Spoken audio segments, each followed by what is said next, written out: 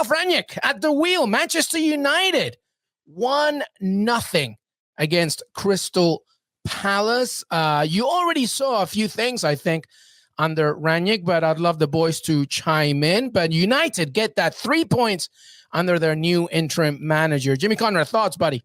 Yeah, well, from a defensive perspective, and as a former center back, I'm very proud of this. They got their first clean sheet at home since April, their third clean sheet of the season in all competitions. And I think that Ralf Rangnick is really most impressed with that. You know, he really wanted to make sure there was some emphasis on the defensive side of the ball. And as I kind of parsed through his quotes after the game and listened to him in his press conference, what I really loved and the type of coach that I want to be one day if I ever get there, or even when I do coach some of the youth stuff that I'm involved with now, mainly with my daughter's teams. I'm the best volunteer dad coach of all time, everybody, but is being proactive on both sides of the ball, that even if you don't have the ball, you're still in control of the game. You're still allowing, okay, they can have possession, but they're having possession where you want them to have possession. And the fact that that type of terminology is coming out of Rangnick's mouth makes me want to get to know Ralf Rangnick even more. I just really liked what he put together, even though he only had a few days to organize his team. They played very narrow in a 4-2-2-2. I like that he had Cristiano Ronaldo up top with a partner with Marcus Rashford, and that he had the double tens there with Sancho and Bruno Fernandes. And I do actually think under Rangnick, we're going to see a lot more of McTominay and Fred, much to the chagrin, I'm sure, of a lot of United fans. But given what they do and the type of energy they bring behind the ball and how they win it and how they can actually force the team to play a little higher up the field, I think that's going to be at least good for Fred and McTominay. But yeah, great result overall. They did what they needed to do, got the clean sheet and 3 points. And that is definitely a performance to build on. Yeah, the only thing I would say to that is, obviously, I thought for long periods, it's the best pressing I've ever seen from this team in terms of a cohesive press, in terms of not even just once they're set up. It's more of in transition when the game is chaotic, just seeing. And it reminds me, and again, I was never really a student of the old Manchester United, but the one thing that I remember growing up watching was energy, right? When they would get in their blocks and they would press, they would just force negative passes until it went back to a goalkeeper who would lump it long, win the second balls, and then they'd win possession there and build out. And it just seemed like they had that same thought. Instead of saying, hey, we sit in our lines, we sit in our blocks. When they hit that line of confrontation, we press. If they go back, we stay here. It was more of this forcing this negative passes, but that would then lead to, 50-50 challenges in the air from a long ball on the goalkeeper. The only thing I would actually say, and this might actually make some people mad, is I just don't know moving forward where Bruno Fernandes fits into this side. If you're in a 4-2-2-2, listen, I like the 4-2-2. And Jimmy, as Jimmy said, I think it puts a lot on McTominay and Fred, and whether they're the answers long-term or not, it forces them to have to do a lot of that dirty work. I think those next two tens, right, that's where I'm seeing some issues, because Bruno Fernandes, yes, he's going to float, but he has such an ability when he's good to have the final ball, to have the perfect ball. But when he's not, which I would consider right now at his best, and his best being world-class, no doubt.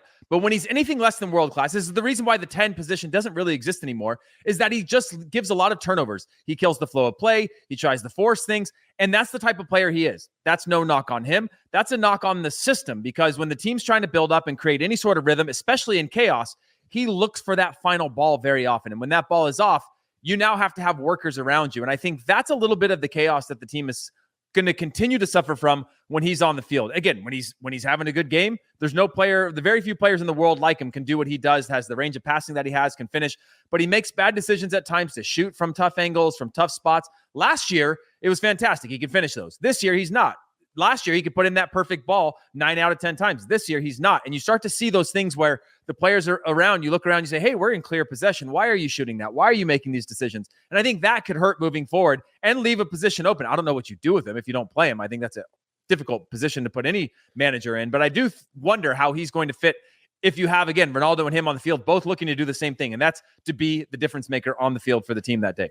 No, I agree with those sentiments. And that's an interesting conversation to have about Bruno. It almost seems like maybe under Rangnick, you can only have one luxury player on the field at a time. So it's either Ronaldo or Bruno. I'm very curious to see how that plays out moving forward. I do, though, want to throw out there for everybody that maybe doesn't care for Manchester United but still watch the game, that Crystal Palace had a hell of an opportunity in about the 75th minute. Yeah. And then the next foray down the field, that maybe should have been scored, and the next foray down the field, that's when Man United and Fred, of all people, I've come up with a new thing, WTF, and it means what the Fred. And usually what the Fred is like, what is he doing? There's no way that dude's Brazilian. But then he showed his Brazilian card with that goal, which was his weak foot, and that was a hell of a finish. And I think he's really going to blossom amongst some other players too. I think Jadon Sancho is really going to blossom under Rangnick as well. So there's so many positives to take away from this game. But there was the game when the game was in the balance, still at 0-0. Palace did have that one opportunity to maybe snatch a point or all 3 points, and that we shouldn't just completely forget about that opportunity because that obviously would have changed a lot of the narrative. Yeah, no, we shouldn't. By the way, thank you so much for everybody already commenting. Some are agreeing with you, Heath, about Bruno Fernandes, of course, and the style and the system obviously will take massive precedent there. Two things that were immediate to me was they weren't Manchester United under Rangnick's system, even in these very early stages, they weren't countered as much. And that's a massive already advantage because United usually, especially under Solskjaer, were just like sufferers in defensive transition. And obviously he didn't even change the lineup from the previous game. So you already saw like tactically what was going to happen there. But well done, Manchester United. You got your win, 1-0 against Crystal Palace. In terms of this similar kind of conversation, Mauricio Pochettino continues to be a talking point for the permanent job, at the very least this summer. And they weren't impressive, PSG. Against Lens. They're only a point away there. Just very quick thoughts. Do you think, I know, Jimmy, you said it earlier, actually, so I'll just return to you and then Heath obviously chime in, but you're not even sure Pochettino should be the man for the job anyway. What do you Yeah, there are times, though he did start all 3 Argentinians up top with Di Maria and Icardi and Messi. I watched a good portion of this game, and Lens did have a lot of opportunities when PSG were down 1-0 and when they were pushing forward and committing more numbers. And I think that's where they got the bulk of their opportunities and maybe should have stole all 3 points. But what I'll say is PSG creates so many opportunities that if they don't finish those opportunities, then yes, of course, teams are going to come around. They're going to get some BS goal and they're going to score. And then it's going to be really difficult for them to get back into it. Why I don't know about Pochettino in this particular regard is because he's a high pressing guy and he doesn't have the guys that want to play the way his style. So it's almost like, okay, I've got some of the world's best players, but I like to play this way and these guys don't play that way. And I don't really know. I'm doing my best over here, And so I would really like to get a beer with Mauricio Pochettino when there's no cameras and just like, give it to me straight, dude. Cause he'd be like, God damn it, Mbappe, what a nightmare, and Messi. I just like the real truth about how these guys and how they're performing and all that. One thing of note, Mbappe didn't start. He comes in. He ends up dropping a dime to another sub, Wijnaldum, who scores. Mbappe doesn't celebrate with the team. He just turns around and walks back. And I just thought, you might be pissed at Pochettino or whatever, but dude, like that's a big goal and a big moment to get it back to 1-1.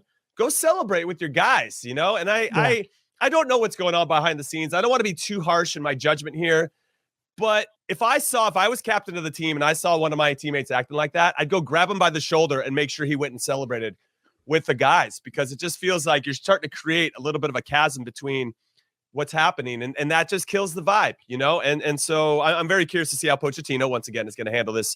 I don't know if he's the right guy for PSG. I don't even know if he's the right guy for Manchester United, but obviously we have to wait and see.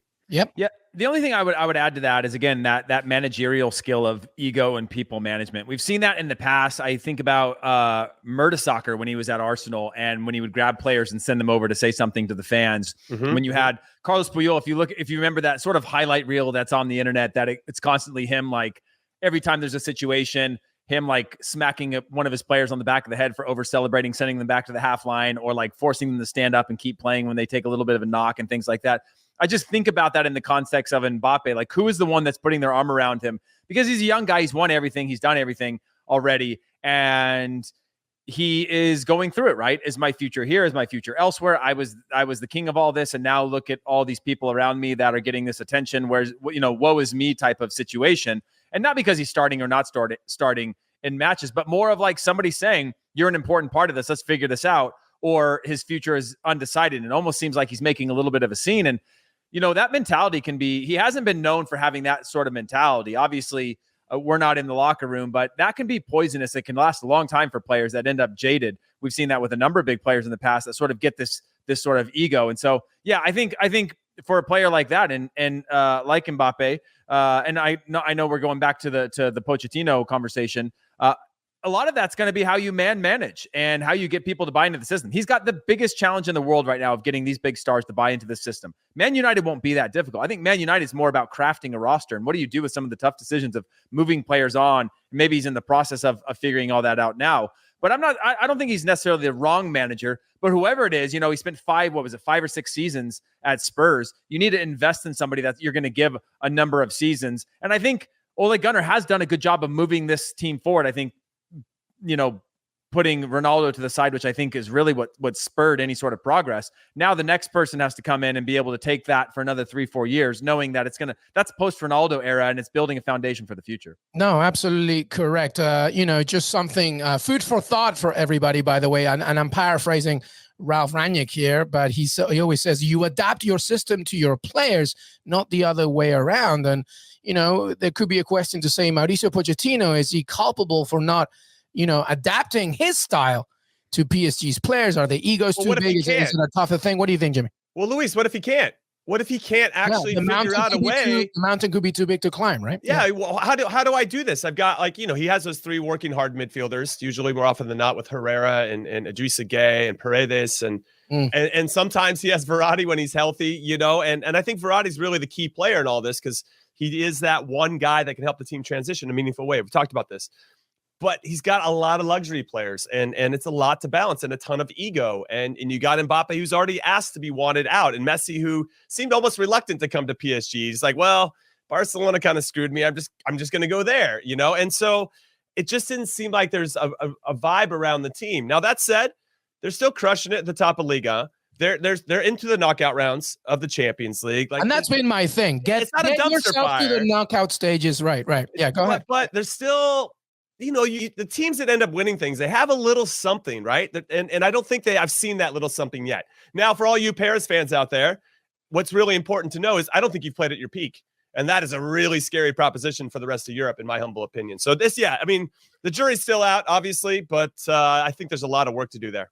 Yeah, the main thing, getting to your peak is the hard part with this group, right? And when I think about Rangnick's quote there, well, Pochettino had a say in 6 signings this summer, the big signings that they all had, right? And so what is it that he obviously brings them in, knowing you don't bring them in and go, well, let's see how these players play, Let's see what kind of guys they are, or see what kind of quality they have. You're bringing in world-class players that are obviously going to disrupt the locker room and the style of play. And yes, I agree, you have to adapt to those players, but at the same time, I hope he had a plan, or maybe it was over his head and he had no control of those signings, which is an even bigger problem for any manager that's going to come in. And PSG, who are backed by sovereign funds, are able to make it somebody's individual passion project. And that's a dangerous recipe, no matter how big the names of the players are in that situation. So I think it's a tough situation to be in, but obviously he's the one that's ultimately saying yes to these signings. So he has to either adapt or had to have an idea that, I've got 3 of the best players in the world, but guess what? None of them defend. What am I going to do now? You better have a good answer for that question, because right now, yeah, Jimmy, top of the table. Yeah, they're in the knockout rounds of the Champions League, but it just takes one tough loss for them, and they are definitely beatable at this point.